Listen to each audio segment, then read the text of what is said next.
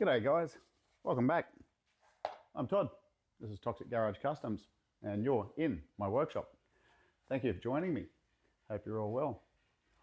So what you'll see here is FrAnKeNInTeR. You can see FrAnKeNInTER is a bit different to the last time you saw him. This time around he's got bare metal, he's got some epoxy. I've been doing a fair bit of work to him, and in fact there's more work done here than you're going to see in this video, so you'll have to watch the next one as well. So without further ado, why don't you grab yourself a cold adult beverage or a warm cuppa, comfy chair, and put your feet up, and I'll catch you at the end.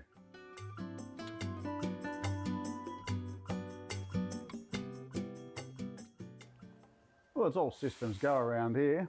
I'm doing work on FrAnKeNInTeR as always. Sam's in there welding up a tray perimeter for his Chev. And my neighbour next door is building a fence, so there's all sorts of stuff going on. But what am I doing? So where the steering column came through the cab here, I wasn't happy with the hole that I'd put, so I've made this cardboard template. I'm going to be making a piece for that, just modifying it. I think it'll look much neater than what's there, and I'll show you that once I take that off. And this hole where the steering column comes through, part of it was the original shape and part of it was where I widened to centre up the steering column when I mounted it, because it was a bit offset. So I'm making up a panel to fill in this gap. After getting the steering column all mounted and centred up and everything, I cut out a cardboard template to fill in the existing hole, and I've just brought it across a little bit further just to give me somewhere to work. And I've given it the minimum amount of clearance that I think I can get away with, which it's probably about 4 or 5 mil, just so that I can move the column, move the shifter I mean, without it interfering. So hopefully everything stays true and we'll be good. Transferred that. And just while we're here, there is a fold in the dash just there, which is existing, and then a sharp edge here where I've cut it. I'm going to leave that fold there, and I'm going to weld just inside it so it all ends up flush. But I'm leaving it there just to maintain the bit of rigidity that gives to the dash. It's not going to hurt, so I'm not going to cut it out. I then transferred that onto a piece of sheet metal, and I put it in, checked it, and I had to trim it up once or twice. Now what I've got is a piece that's going to work really well, and I think it'll be just fine like that. But what I don't want, or what I don't think I want, is to leave just a 1 millimeter sort of sharp edge around here. So I think just to take it that little step further and to tidy it up, and just so to make it it's not a sharp edge, I'm going to tack on some welding rod, some of this stuff. Now, I don't know what's that, 2 mil thick maybe? I'm going to tack it on around the outside of this, just to create a nice little rolled edge on it. I'll try as best I can. I'm going to have to turn the heat down really, really low, because I don't need this to be strong. I just need it to be there. And I don't want to go blowing holes in this and distorting it in the process. So I'm going to, I think what I'm going to do is try and bend some shape into this initially. And I've got this bit of pipe, which is not the same diameter around here, same circumference, but I'll put a bit of curve into it, set it over there, and then I will tack it in place. And the idea is that once I weld the dash in and got it all there, I'll have to do a bit of body work to blend this in. I think I'll just round off between this and that, just to give it a round shoulder. Nothing obvious, but just a little bit of detail. And if we look on the side of the glove box here, it's not exactly the same sort of thing, but you can see it's raised a bit. There's just a little bit of a emphasis. Same here, there's a few details, but I don't think it's going to hurt. I think it'll just be very subtle. No one will even notice it. Let's get into that. Just taped in place at the moment, but it fills that hole quite nicely. And I've got that welding rod around there. So I haven't ground it off yet, it's a bit late and I don't want to disturb the neighbours. But what we have is a really good solid piece now. It's not just a floppy piece of metal. So you can see where the rod joins the sheet metal there. As I said, haven't ground it off yet, but that's got a nice radius to it. It's a nice rounded edge, a little bit of smear of body filler there once it's welded in when we're at that stage. And this is the welding rod that I used, which I showed you earlier. But I basically just bent it up and then kept clamping it in place with the vice grips and tacking it. Really, really low heat. It's never going to come off, but as I said, it didn't need to be real strong, but I didn't want to distort it, and I didn't want to blow through either piece, so that I can just work with that nice neat radius. It doesn't look much at the moment, but once it's cleaned up, it should look great. And I accidentally welded too far down here. Actually didn't need to put the rod there because it's got a bend under the dash there, so I'll probably cut those off on the bottom and grind it, just so that at the bottom of the dash there, it just curls around that edge there without the need for the bumpy bit. So I'll get that put in at some stage, and then I will move along to this bit. Now the reason I wasn't happy with this was that what I'd done previously when I patched it, I'd left that big hole there, and it was to get all this stuff through, and I just decided it was way too big, and it would make more sense to put the shifter, because this is the arm that's operated by the shifter inside, have it down in this position so that that little Mickey Mouse here comes through down the bottom rather than up the top there. And then the factory Holden foot well cover should cover up. So we'll make that piece up, put it in, grind it up, etc. And I think it'll just look nicer there. The reality is it's below the brake booster, behind an engine and so on, but I know it's there. With that piece tacked in place and fitment all sorted, then it's time to take the column back out and finish welding it in. That'll do the job. A light skim of "you finish the sentence" body filler, and we should be good. Really not sure what I'm doing about gauges and everything yet, so I can't sort of finish everything off in there, but that was an important piece, because getting the steering column all properly aligned and everything will help. I'm going to move along to finishing this part now. Should have just got it right in the first place, shouldn't I? That's the neatened up version. Okay, still not perfect. I can still see things that I don't like about it. This little corner just here. But I don't know whether I do anything about it or not. I will see. But this is what I had there before. And remember, I also made this. You can see how much bigger it was. And that notch on the top right, the Mickey Mouse here, rather than it being screamingly in your face there, I dropped it down to the bottom. So it's just a matter of putting the shifter into that gear, and then it pops out. So I wanted to make it as neat and tidy as possible. In the reel department, there's got to be a big booster just here, and you're never ever actually going to see it. But as I've said before, I'll know it's there. Now what I need to do is neaten up this plate. This is the HQ one. This is the part that seals off the hole from the firewall into the cab and sort of locates the bottom of the column in place as well. So I need to make a neater one. And that's the thing I'm talking about there. Now it doesn't look terrible and it does the job, but I don't know, maybe I just need to make a better one. So I'll have a look at that. I imagine I'm probably going to get it wrong the first time and do it twice, but that's okay. That's not a first. This is what this looks like from up the top now, by the way. So I think that neatens it up really well. It's a really close fit. I think that is a vast improvement. I may go through later on and make a piece that comes underneath here just to clean that up. Obviously this honey pot is broken, or that piece there is broken, so I need to replace that or make a new version of it or something. So I'm considering putting a bulge under there that might clean up this. So it might sort of be a nice swooping thing that comes around. I guess it just sort of carry through some of these lines just to neaten it up a little bit. We'll see. I find the best way to start some things is a blank canvas. So what I mean by that, this is what was on the bottom of the column, the Holden one, and yeah, it didn't look right. So what I did, I took the column out, I cut that off, and then I cleaned up the hole. And I don't know about you, but when I'm looking at that, the answer is staring me in the face. I basically need to make a rectangular plate, bend it through that seam that's in the floor there, and then put a hole in the middle of it. And I probably need to split it into two parts so that I can put it around the column.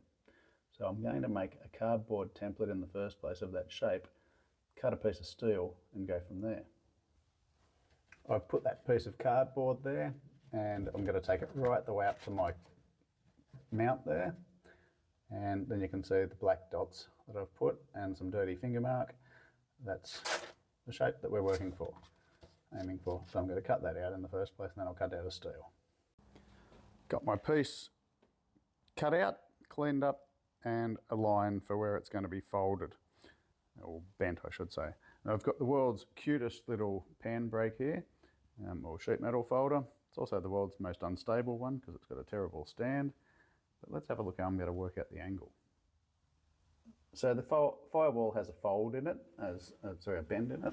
So I'm going to use my sliding bevel, and I've already adjusted it because it's a bit hard to do one-handed. But what this does, it can record the angle. This is also a sliding bevel. It's a different one because I've already got the angle set on the other one, but just to show you how it works, you just loosen it off and you put it into wherever you need to find the angle and then tighten it and you've got the angle. Simple as that.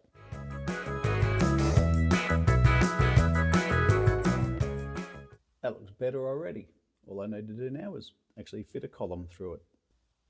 What I did before removing the column was just put some marks to say where the center of the column was, and that circle, the one below it, is nothing. That circle with the X in it, I believe that's pretty much the middle of the column. So now I need to work out a method of joining it together.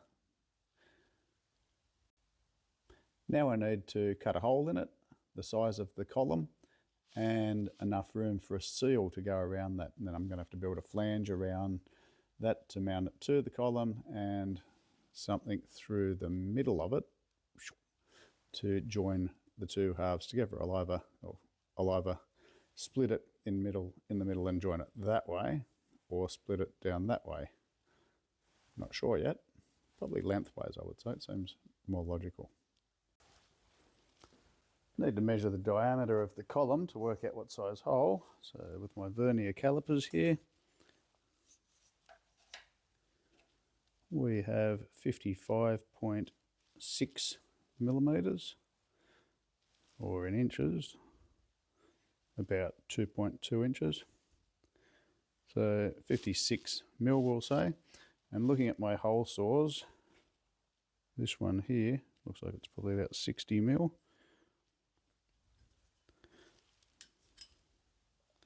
It will cut a hole 63 mil. So this one will do me because, what did I say?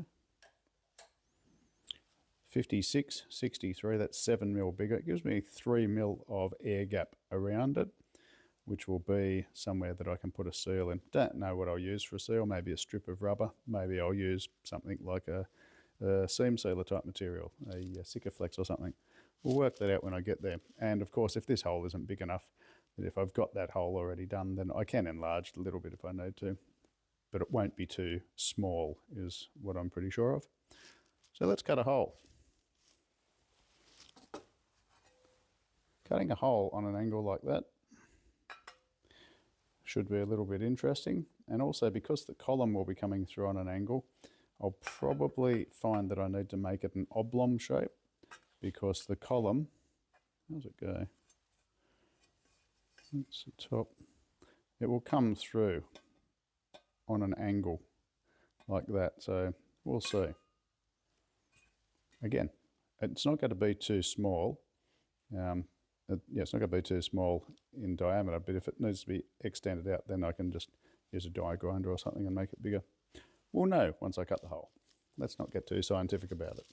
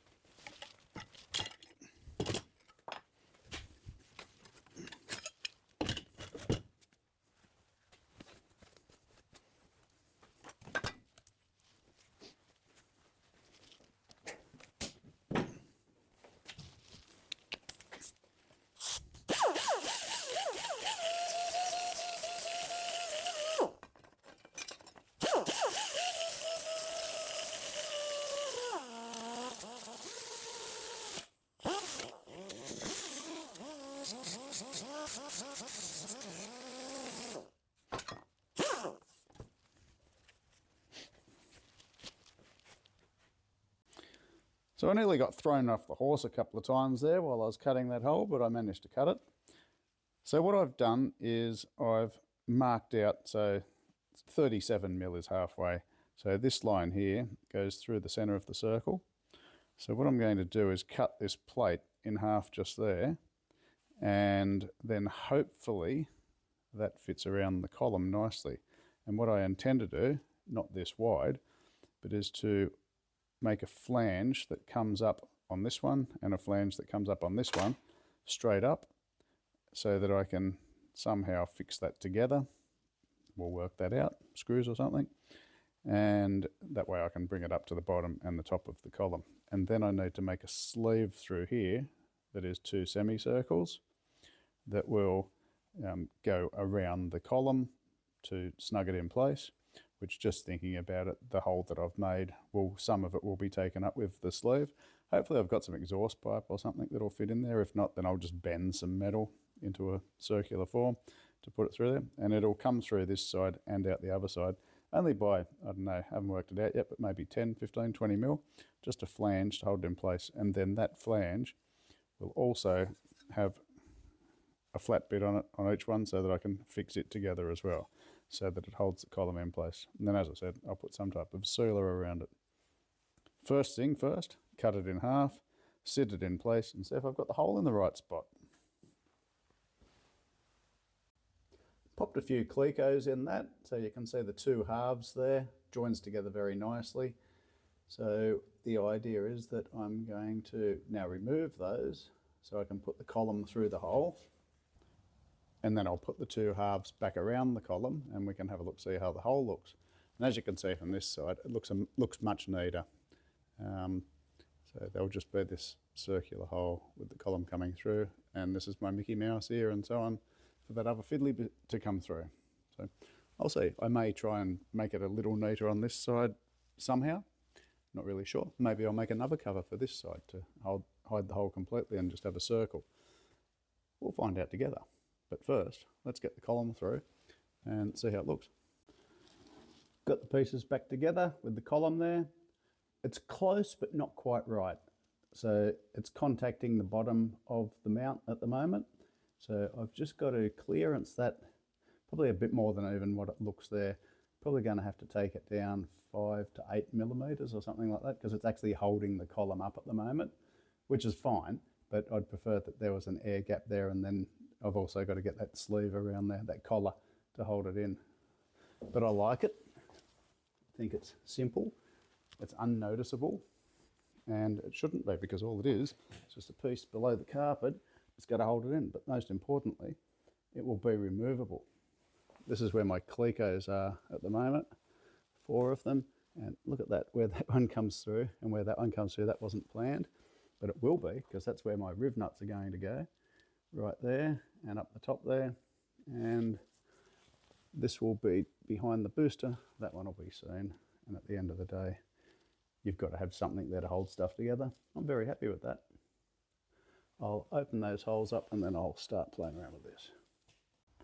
A little bit of time later, I clearanced it to get a bit more space. I found some pipe. It was actually quite a bit bigger than I needed, and then I squashed the pipe into an oblong shape to accommodate the column coming in on an angle. I tacked the first piece in, sat it back under the steering column, felt that it was good, and then I worked out the second piece and tacked it in.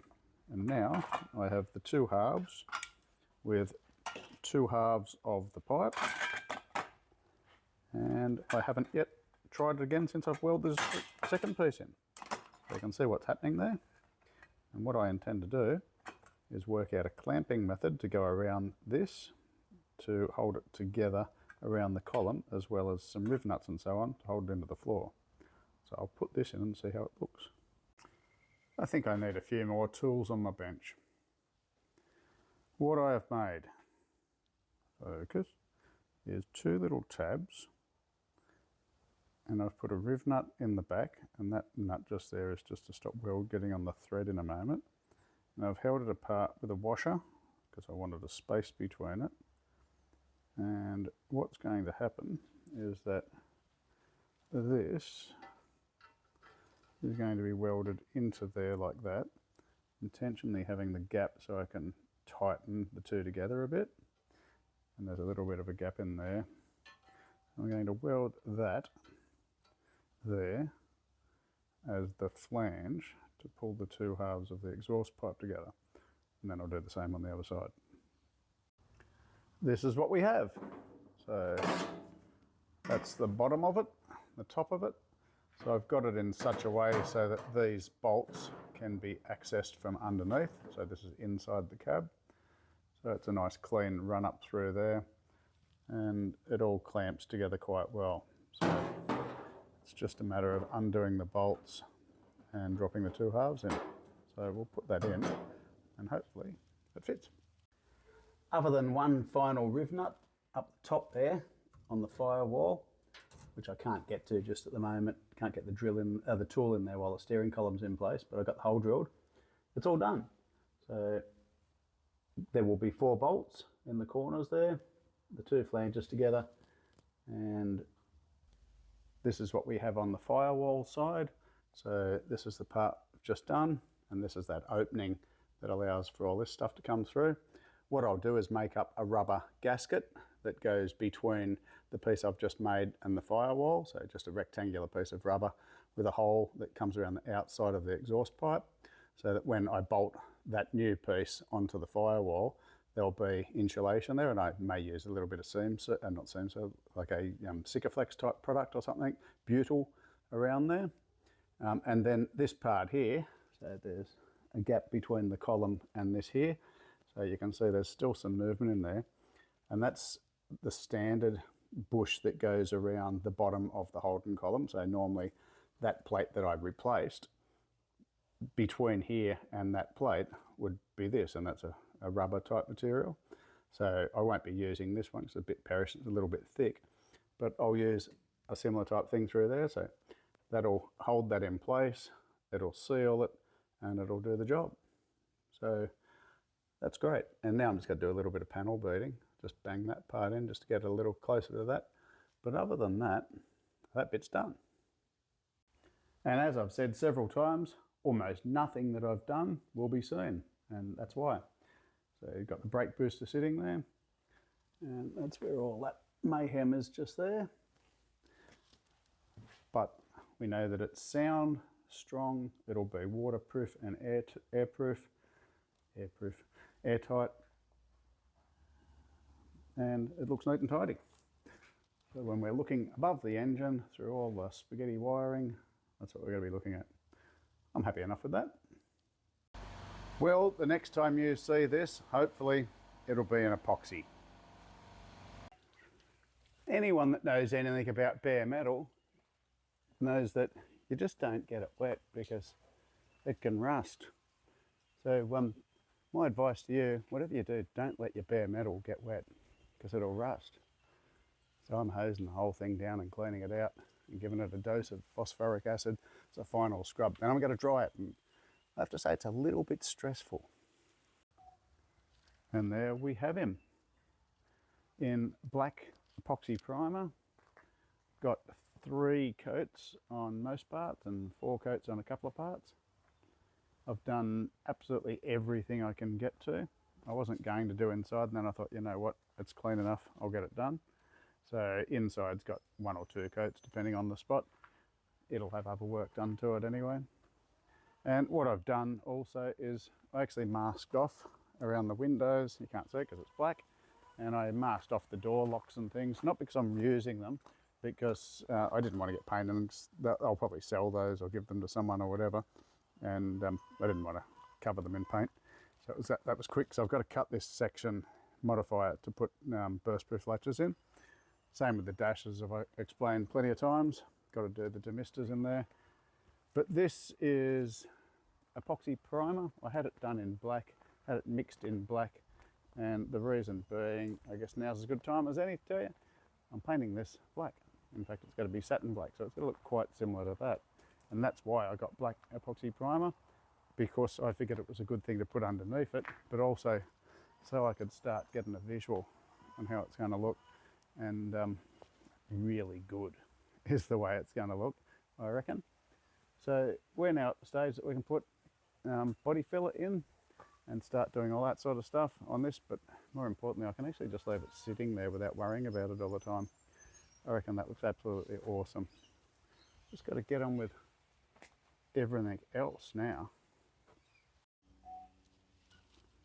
Well, I can't do anything else more to that cab for a while because the epoxy is still drying. So like I can touch it, but I can't do anything with it, so I'll leave that in the distance. I think it's time to start pulling apart at least one of those doors. So I can remove all the things like bits of cardboard and old wasp nests, and I guess I'll just pull everything out of it and start getting it ready for when my electric window mechanisms arrive. But also I can start investigating how I'm going to put the one-piece glass in, exactly how I'm going to do the tracks, because they'll have to wind up here and I'll have to have a track that comes down over here as well. So I'll probably have to make that up out of something, and we'll have a look at that. So that's what I'm going to do, pull all this apart. And then once I've pulled it all apart, I think the most obvious next thing to do is look for any rust. And I don't think, oh yeah, there's a little bit down the bottom here. Yeah, so we'll look for the rust, fix the rust, and bare metal it, get it ready for epoxy. And then I'll do the other one as well. And we'll see how we go from there. So I've got to put burst-proof latches on here off a late model car, so I can take all this stuff off. Pretty much won't be using any of this. I'll see if I can use the handles, but I don't think so. So I don't think I'm going to be using any of this, but I just happen to have a use for them, so that's okay. Let's start pulling this apart.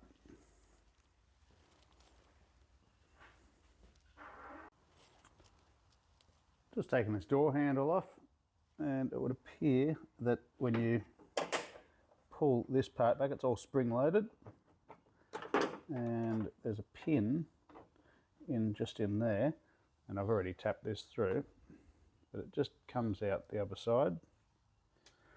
And then if I take that off, then that pin goes through that hole there and into the shaft just there. So to take these off, that's obviously worn, and it's probably completely worn, but to take these off, push that part in, knock the pin through. So I guess it's the same with the window winder as well.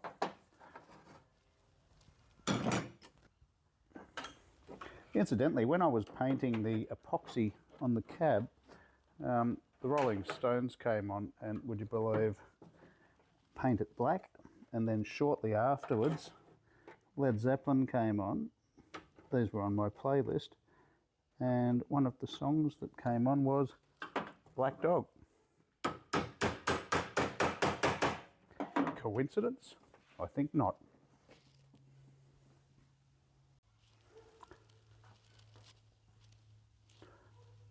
Pins out, handles off. Same old, same old.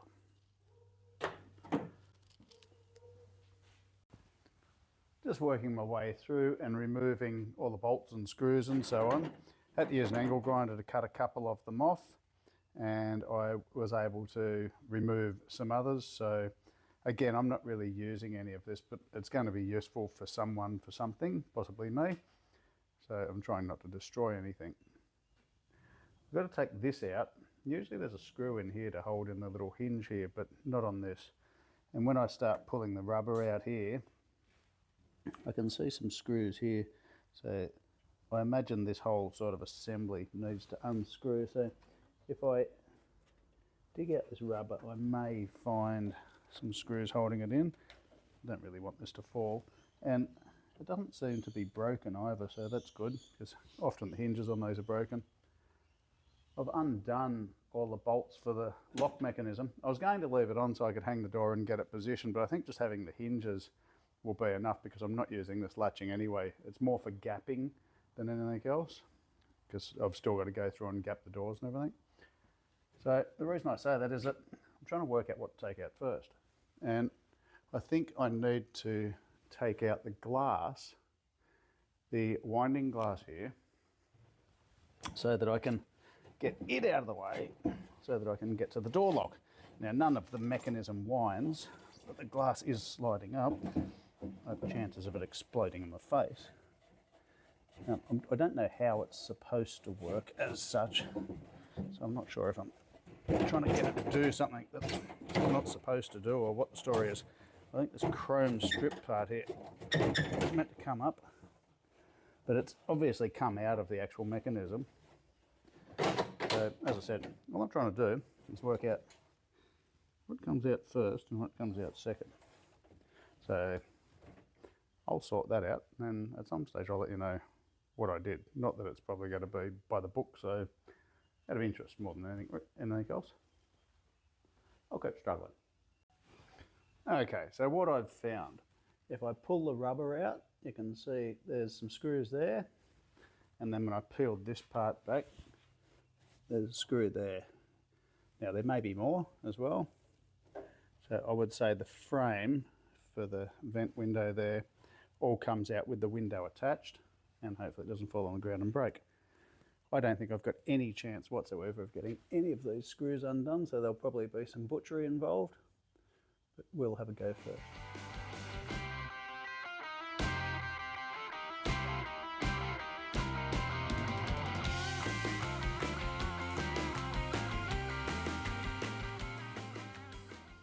Pretty sure it's not meant to be that awkward, but I think what you're meant to do. A couple of screws there that you undo, a couple of Phillips head, and a couple of screws there that you undo.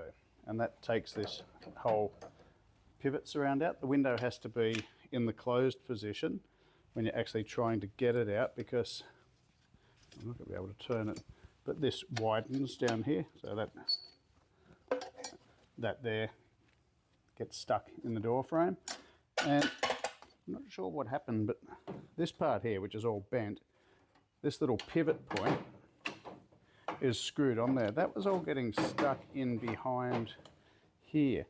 And there's no way to get to it from inside, so I think it was just being awkward.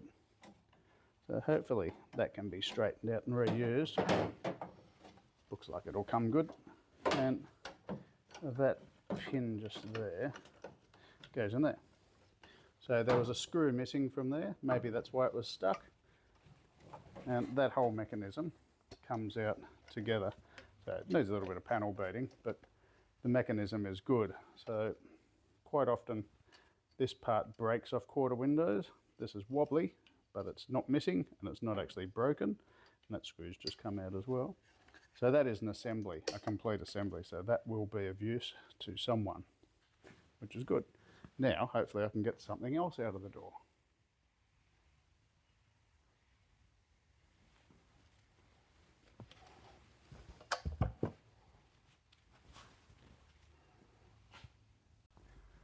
Do you ever have those times where you think you're doing something and you're not sure, well, you know you're doing something, you're not sure if you're doing it right or not? I took the screws out of the door handle, had everything else undone, and do you think I could get this out? And I'm pulling it and levering it and yanking it and hitting it and thinking, I'm doing something wrong. There's got to be a clip on it or something. And I'm making a fool of myself, and I was about to reach out to some of the forums and say, guys, how do you get this off?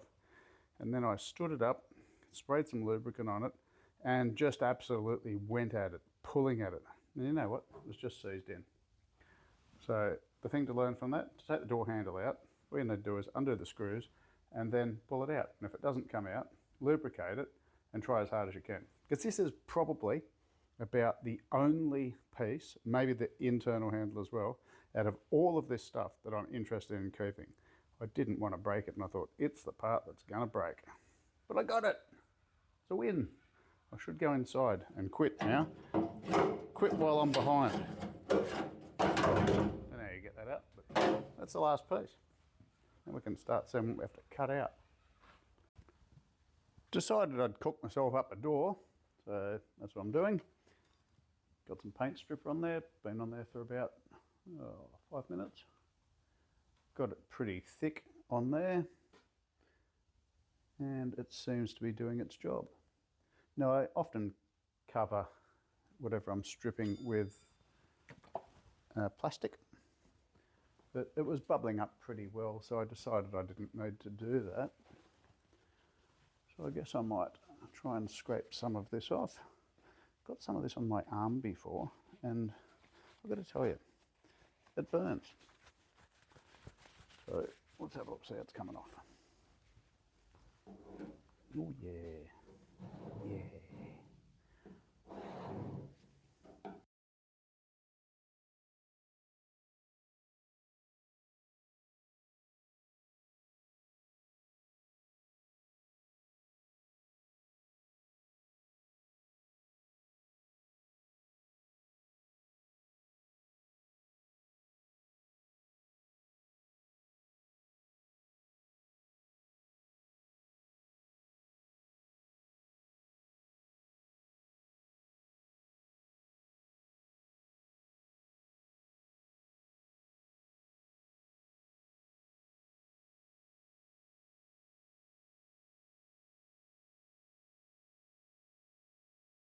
And just like that, we're in bare metal.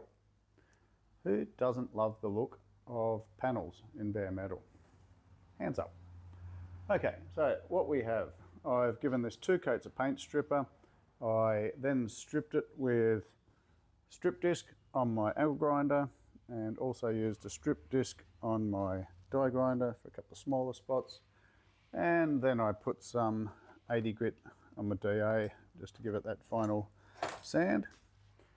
No real surprises here. There is a crack there, which I knew about. There is a bit of rust in this area and a little bit of a nick from an angle grinder and a bit of a scratch. A couple of tiny little dents here and there, and a bit more rust over here. Now, no doubt these will extend out a little bit further. Hopefully they're not into the back of the frame too much. And other than that, it is a really, really good door. So if I can have 2 of those, I'll be exceptionally happy. I've actually got 2 other doors.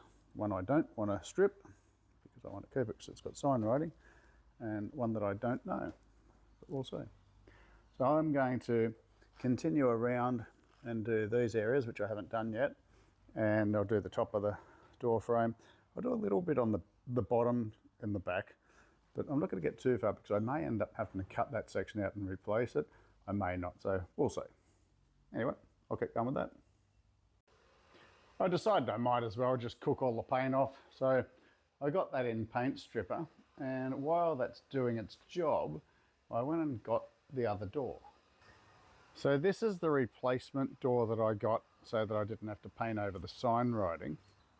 And this is the door with the sign writing. The problem is that it has some damage here, which is repairable. It's got a few extra holes here, which are repairable. It's got the crack there, which is repairable.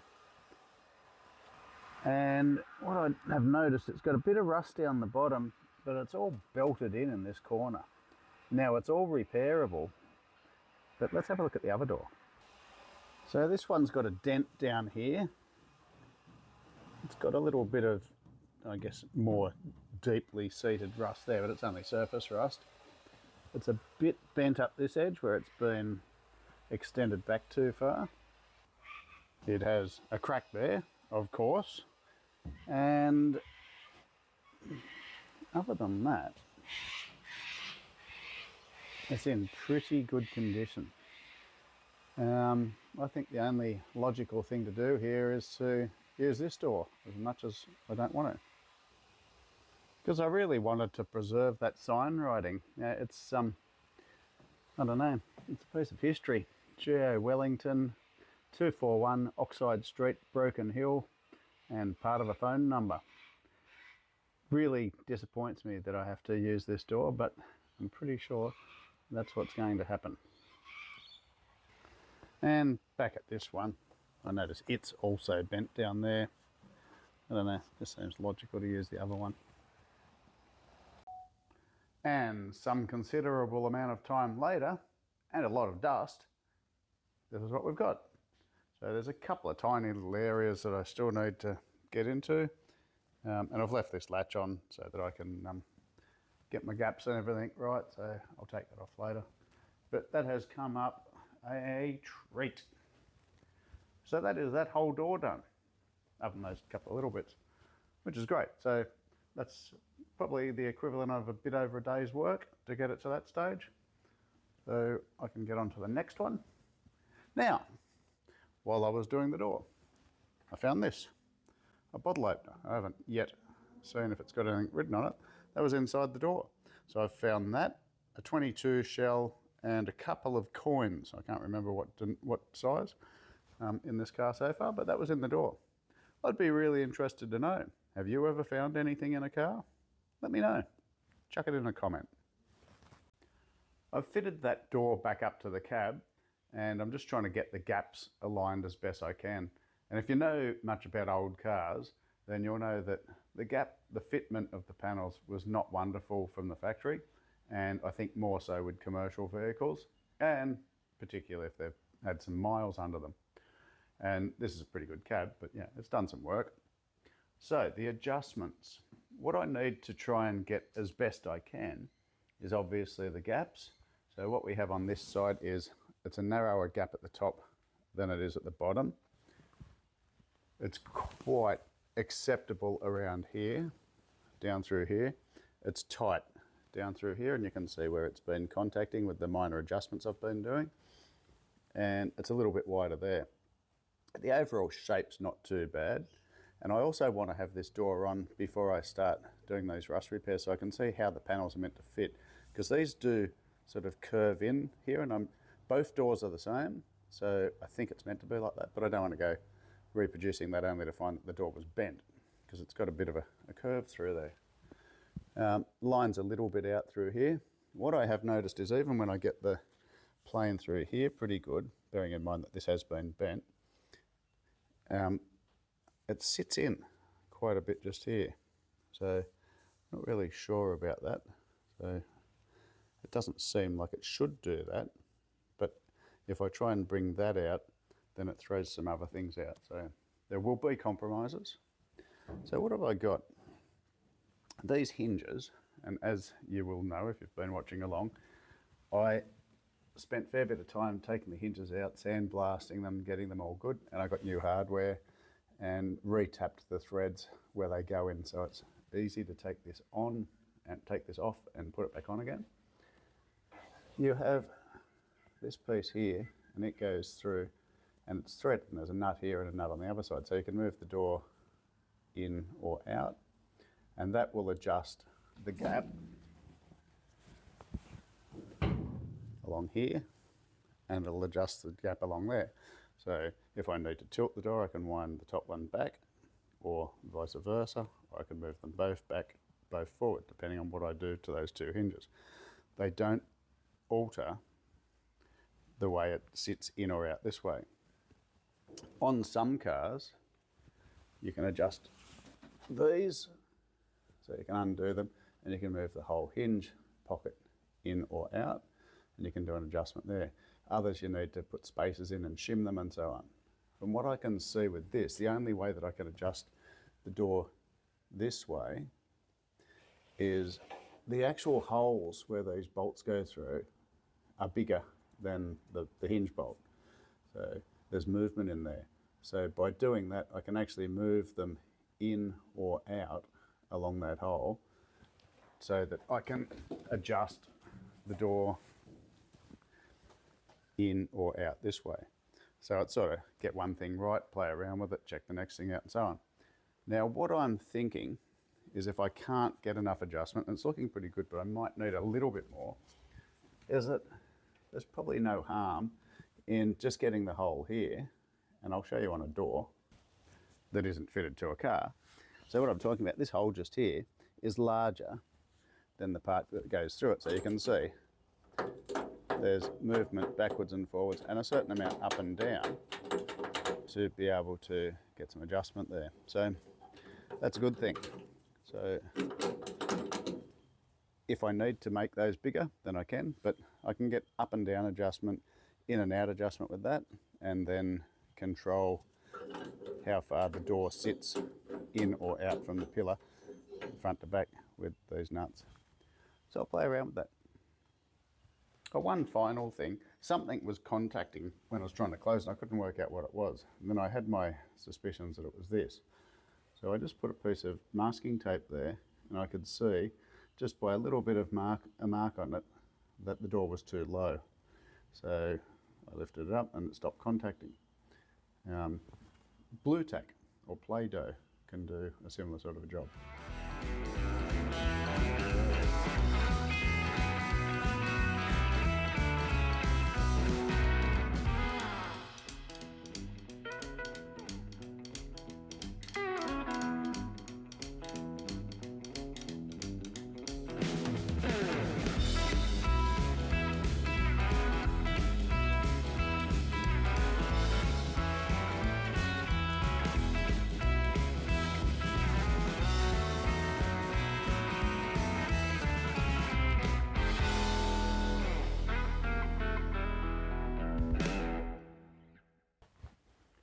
Well, I will definitely call that a success.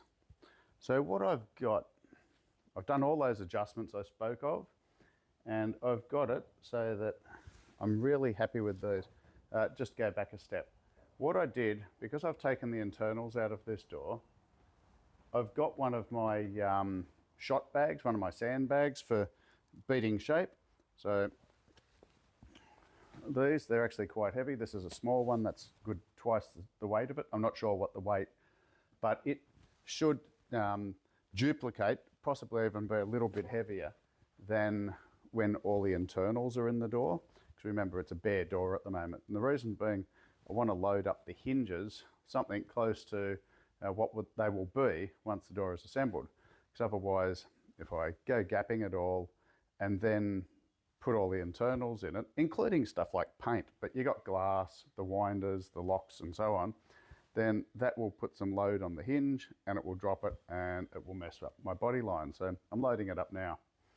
I have to say I really lucked out with these hinges when I pulled them apart. In the past I've had to put new bronze bushes in the hinges, but on this they were mint, so that was great because that was just another job I didn't have to do.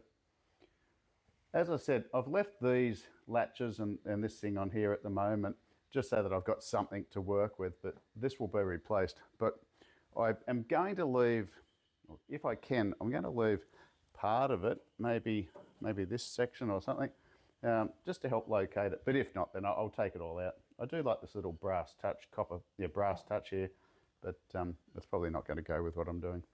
Anyway, I am off topic. So I've adjusted this in, out, up, down, and so on. It's swinging nicely, and with that weight in it, this gap is great. What I've been doing, I've just been using a paint stirrer to use it as a guide for my gap. Now, starting down here, what I had, this gap was quite big, and it was small there. There was a couple of spots that were great, but a couple of spots that were too big and a couple of spots that were too tight. There's only so many spots that you can adjust out of this, so there's going to be some gapping via grinding and welding that's got to be noted. I'll talk about that later. So what I've got here, starting down here, this here is pretty good. It's just a tad wider than what would be ideal, but I'm probably not going to do anything with it because I think it'll come up just right.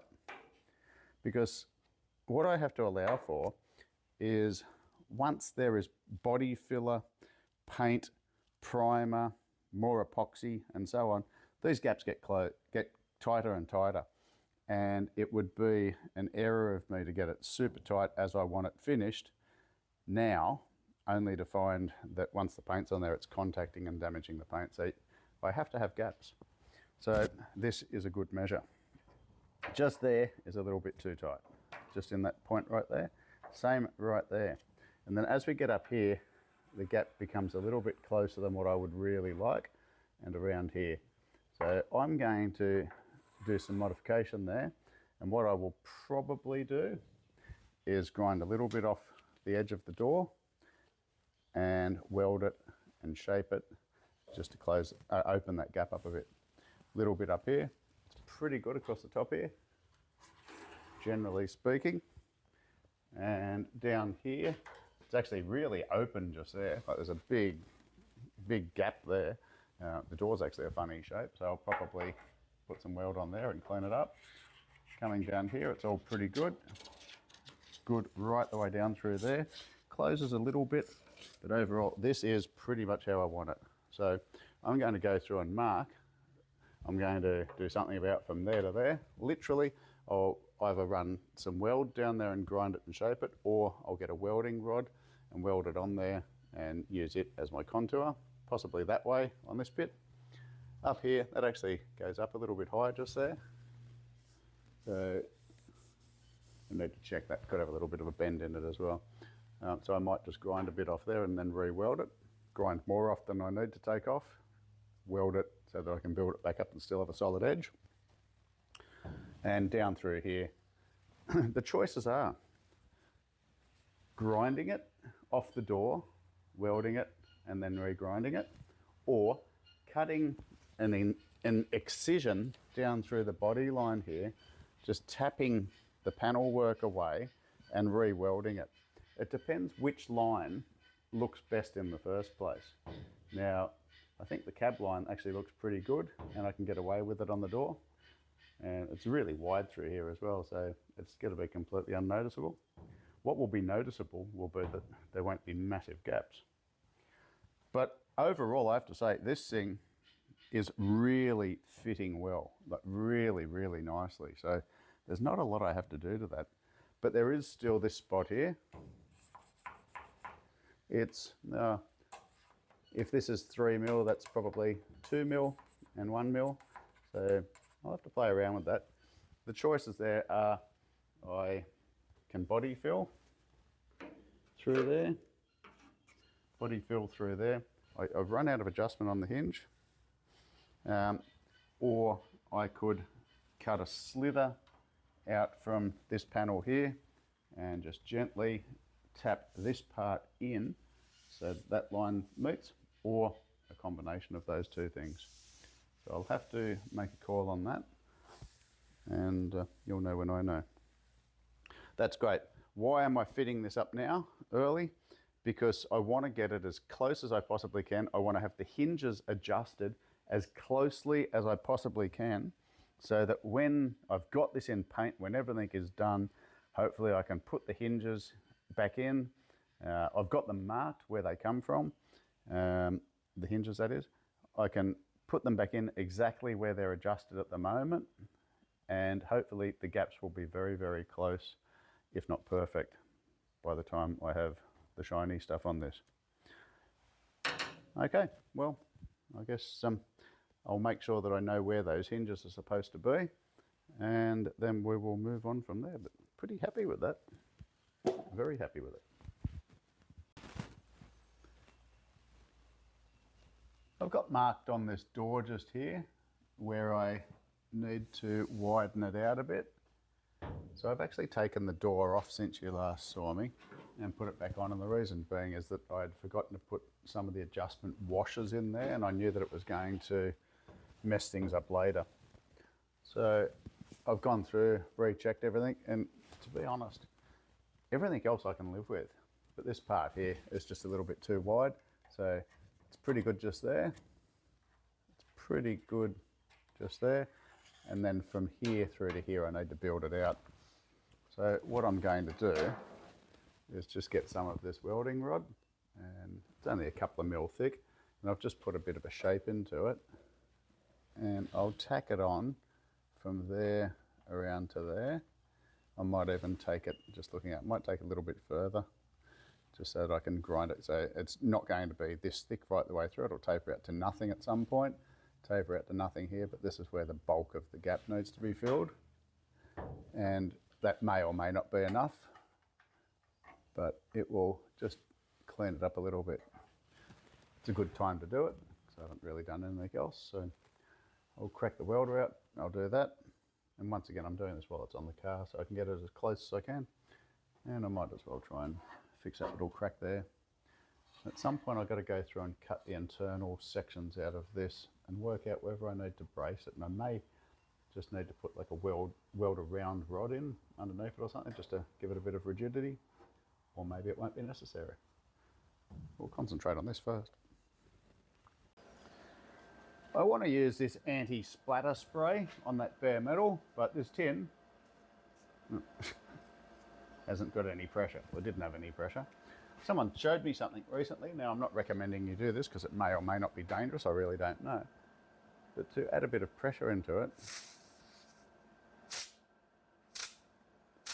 just a bit of compressed air. I'm not trying to fill the whole thing up because I reckon that could be a bit risky, but putting a bit of pressure into it and revitalised.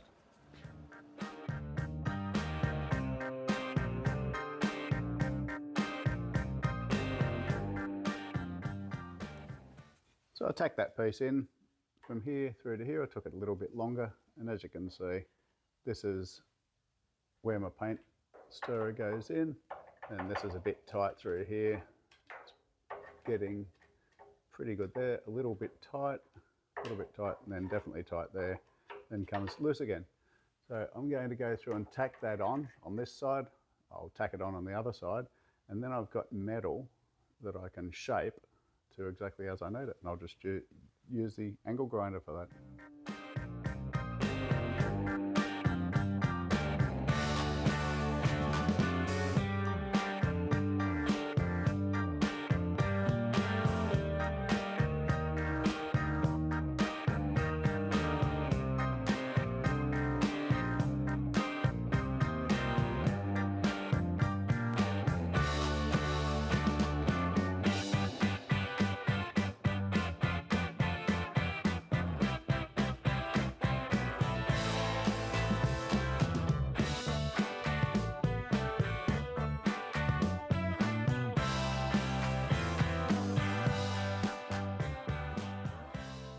Well, I'm very happy with the way that's come up. So that wasn't too much work at all.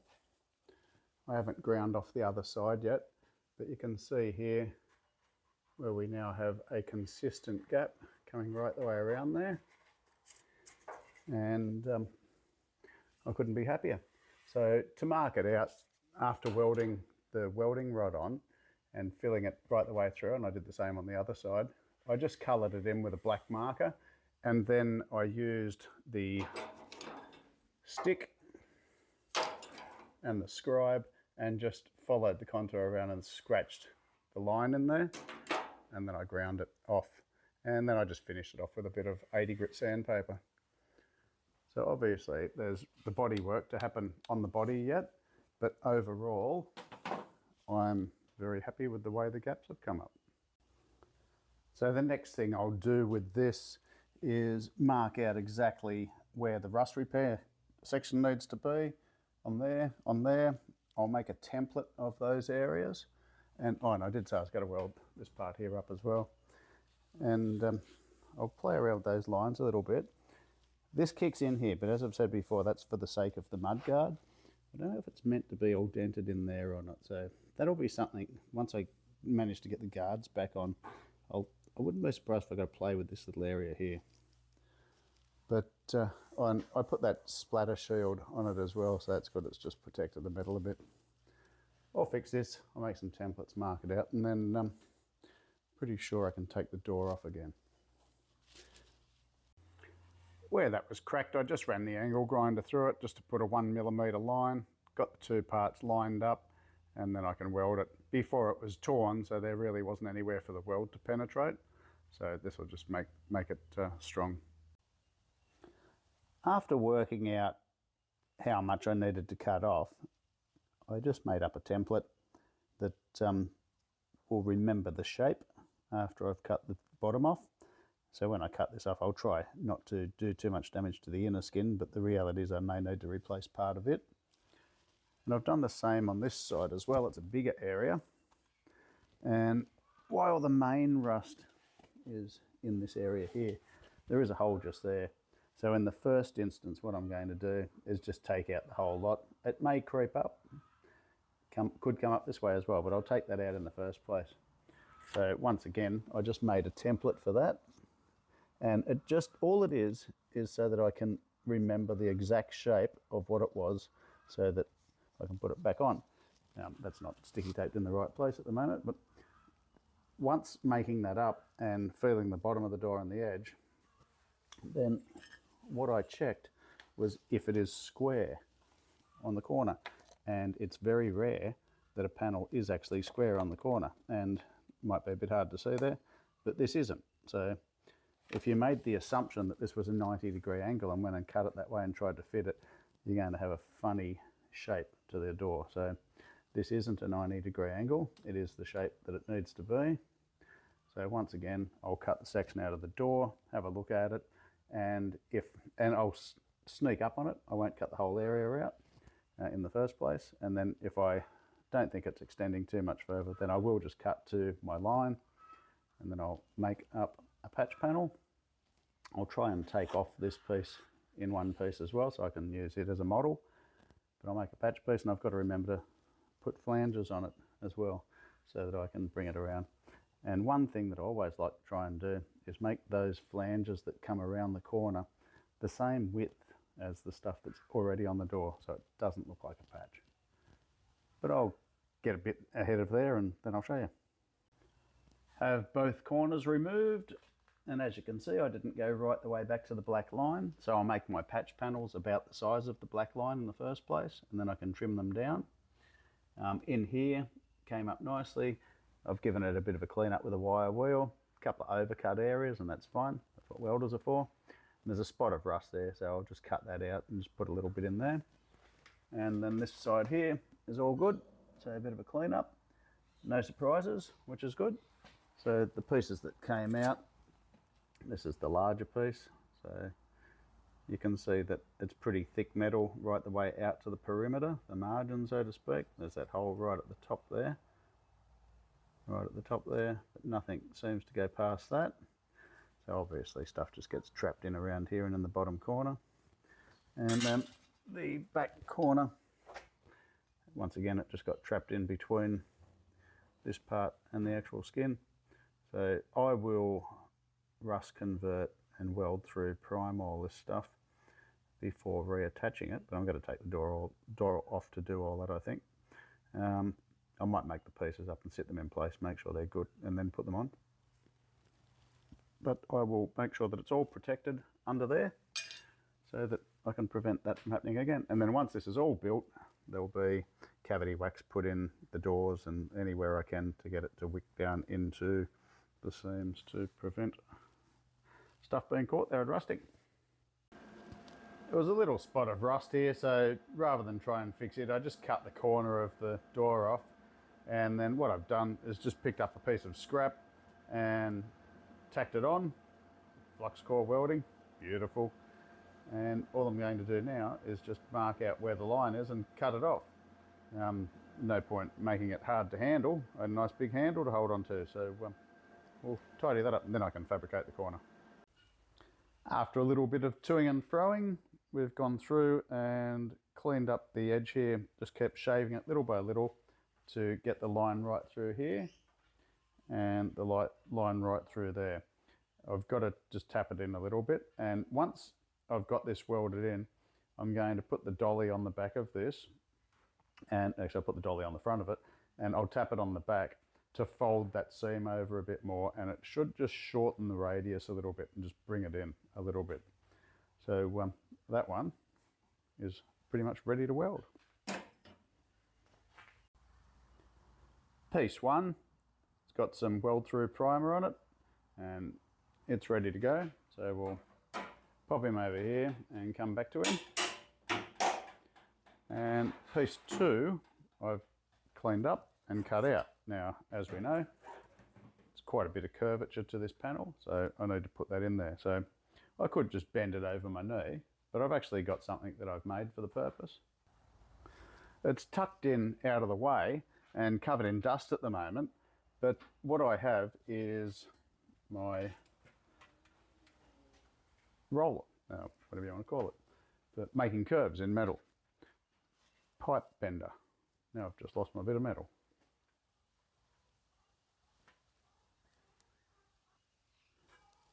So this is simply couple of bits of pipe welded together, got a washer at either end, different diameters, and I can put this in here, and I'll just put a little bit of force on it, and just putting a little bit of curvature into it, and then I'll take it back to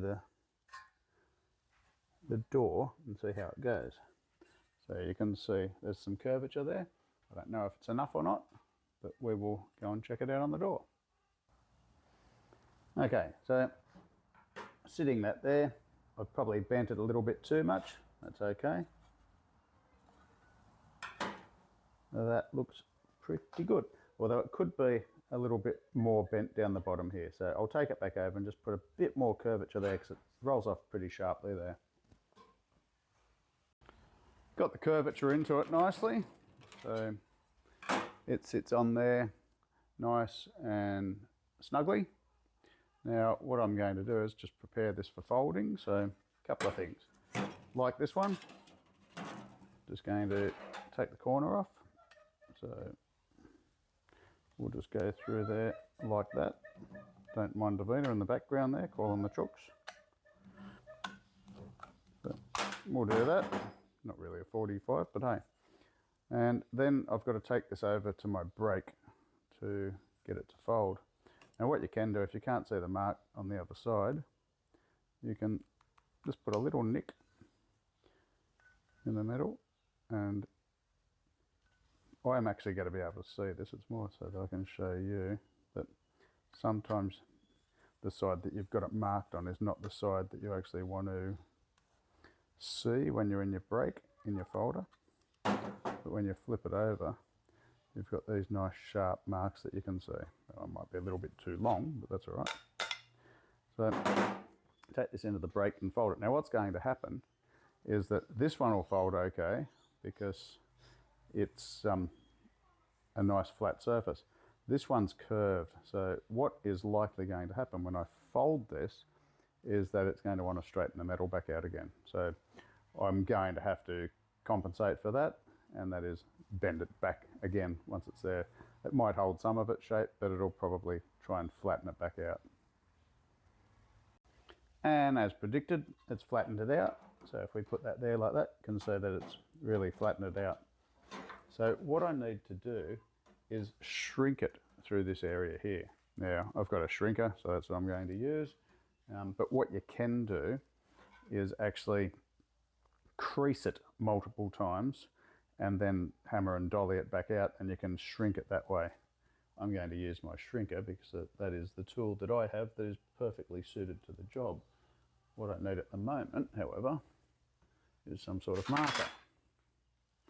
So I'll find a marker and then we'll get back to it. Based on where I think I need some shrinking, I've just put a few lines here, and I'm just going to bang this in the shrinker and do it little by little so I don't go too far. Now it's sort of kinking through there a bit, and that's okay. I'm going to give it a little bit just here.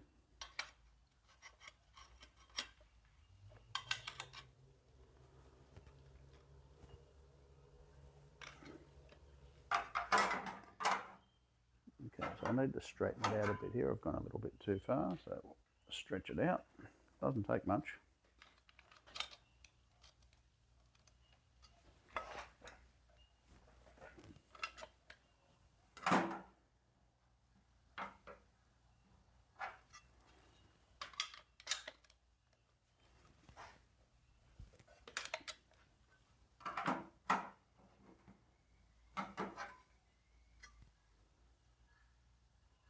Got a bit of a funny shape going on now. It's been distorted a bit.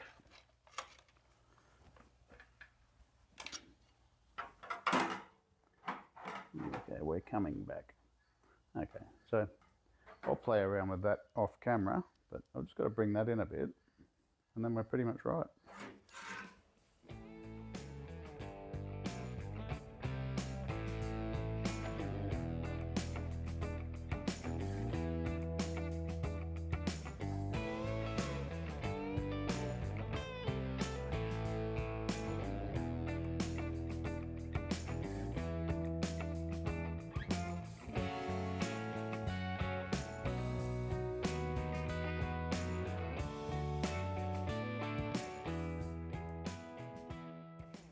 All that is left to do to this one is to pop it off, put some weld through primer on the underside, and then weld it in. It is absolutely bang on. So once I've done this and the other side, I'll just put some weld in on the corner there, and I'll shape it with a grinder just to round it off, take away the sharp edge. But this has come up really well. It's flush there. It's sitting a little bit lower than this panel just there, but I'm pretty certain that what's going to happen is that if I weld it through here and then I close this seam up by hammer and dollying it, I'll be able to push some of this metal up here to get this to bulge out a little bit. But even before I do that, I'll try and put a little bit of bend in it just with my hands. But that's ready to go, and so is the other one. So next time you see those, they'll be welded in.